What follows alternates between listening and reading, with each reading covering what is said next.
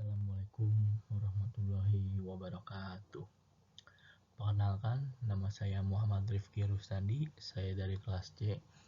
Di sini saya ingin menjelaskan atau membahas mata kuliah teori organisasi yang berjudul menyusun pernyataan misi, visi, dan nilai untuk menjadi organisasi berkinerja tinggi.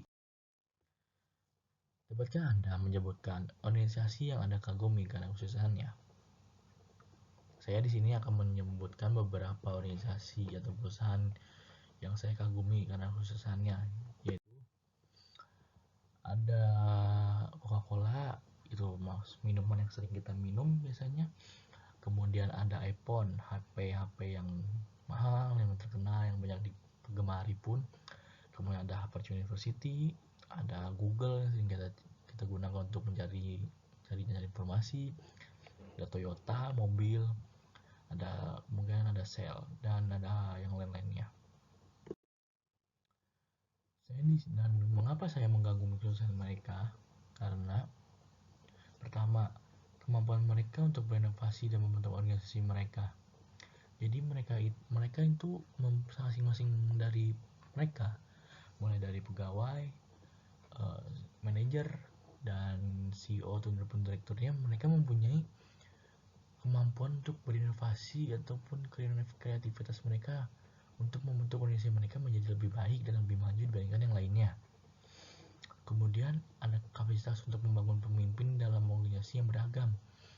Jadi mereka itu mempunyai kapasitas pemimpin ataupun beberapa pemimpin yang mempunyai berbagai macam atau beragam gaya kepemimpinan. Oleh sebab itu, mereka menjadi lebih luasa dan lebih bagus dan lebih maju dibandingkan yang lain. Kemudian yang ketiga, mereka terus merancang produk yang mudah digunakan. Jadi di sini mereka merancang atau membuat suatu produk yang mudah digunakan untuk masyarakat ataupun yang lainnya, dan juga yang mereka merancang produk yang digemari dari minat masyarakat, dan juga mereka merancang suatu produk yang bisa digunakan untuk sampai ke depan nantinya. Dan terus mereka juga menanangkan sebagian besar penghargaan, yang dimana di sini setelah mereka membuat suatu produk dan produk mereka digemari ataupun banyak yang berminat dan banyak yang membeli, mereka mendapatkan penghargaan dari suatu kompetisi ataupun suatu lembaga. Oleh sebab itu mereka akan terus membuat rancangan yang baru dan baru lagi. Dan terakhir, mereka menghasilkan banyak aplikasi paten daripada lembaga pengembangan lainnya di dunia. Jadi di sini misalkan kalau mereka itu menghasilkan lebih banyak hak paten mereka untuk mengembangkan produk-produk mereka ataupun organisasi mereka menjadi lebih baik dibandingkan lembaga lainnya. Nah, itulah yang saya sebut sebagai organisasi berkinerja tinggi. Namun sebenarnya berapa sih tingkat manajemen yang mereka miliki? Saya tidak tahu, mungkin kalian juga tidak tahu. Namun apakah kamu peduli? Ya, yang saya tidak terlalu peduli sih sebenarnya. Cuman saya juga tidak mengganggu organisasi karena peran, aturan, atau rutinitas. Organisasi tidak dikenal karena strukturnya, tetapi karena kemampuan. Jadi, bagaimana Anda bisa menentukan kemampuan? Kemampuan organisasi untuk menyediakan produk, layanan, dan nilai yang berkualitas dan inovatif ditentukan dengan membawa keselarasan lingkungan eksternal, kepemimpinan, perilaku anggota tim dengan proses pengembangan strategi yang sistematis. Proses pengembangan strategi sistematis itu bisa dimulai atau dilakukan dalam strategi, proses, dan orang.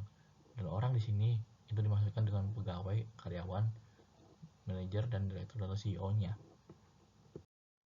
Kemudian, organisasi yang paling sukses mengikuti proses pengembangan strategi sistematis, yang pertama itu organisasi itu menyusun pernyataan, misi, visi, dan nilai. Yang kedua, mendefinisikan dan mengurai kesenjangan nilai. Yang ketiga, melakukan analisis strategis. Dan yang keempat, merumuskan dan meluncurkan strategi. Dan itu dimulai dengan membuat 3 kata yang dapat mengubah dunia. Yang pertama, visi, misi, dan nilai. Seperti kata pepatah Jepang yang disebutkan, visi tanpa aksi adalah mimpi, aksi tanpa visi adalah mimpi buruk. Dan definisi kegilaan adalah melakukan hal yang sama 2 kali dan mengharapkan hasil yang berbeda. Tetapi bagaimanapun caranya, hasil akan berbeda dengan melakukan kerja keras. Bahaya yang lebih besar bagi kebanyakan dari kita tidak terletak pada menetapkan tujuan kita terlalu tinggi dan gagasan menetapkan tujuan kita terlalu rendah dan melakukan kita seperti kata Michello. Jadi, apa yang diperlukan untuk menyusun visi, misi, visi, dan pernyataan nilai untuk menjadi organisasi berkinerja tinggi? Misi menggambarkan tujuan organisasi yang menyeluruh. Alasan organisasi itu ada. Dan kedua, pernyataan misi Anda menjawab pertanyaan, kenapa Anda ada? Apa yang Anda lakukan? Siapa yang Anda layani? Yang kedua, visi. Visi adalah citra penuntun kesuksesan. Mengejar citra kesuksesan bersama inilah yang menginspirasi, memotivasi, dan membimbing orang untuk bekerja sama. Beberapa kriteria untuk memandu dalam mengembangkan dan menilai keefektifan pernyataan visi adalah ini menjawab pertanyaan, seperti apa kesuksesan itu? Itu menarik, ini menantang dan menginspirasi grup untuk mengembangkan kemampuannya untuk mencapai tujuannya. Pertama-tama, berfokus pada klien yang akan dilayani atau berpengaruh. Ini menggambarkan seperti apa organisasi akan terlihat ketika berfungsi secara efektif. Yang ketiga, nilai. Nilai adalah keyakinan yang dianut oleh anggota organisasi Anda dan berusaha untuk dipraktikkan. Kedua, nilai memandu anggota organisasi Anda dalam melakukan pekerjaan mereka. Yang ketiga, mereka menjawab pertanyaan, apa keyakinan dasar yang kita miliki sebagai organisasi? Yang keempat, kepatuhan pada nilai organisasi, menjalankan pembicaraan, memupuk integritas individu dan organisasi. Sekian dari saya. Mohon maaf apabila ada kesalahan dan kata-kata saya juga sedang belajar dalam pembelajaran. Terima kasih atas perhatian Anda. Wassalamualaikum warahmatullahi wabarakatuh.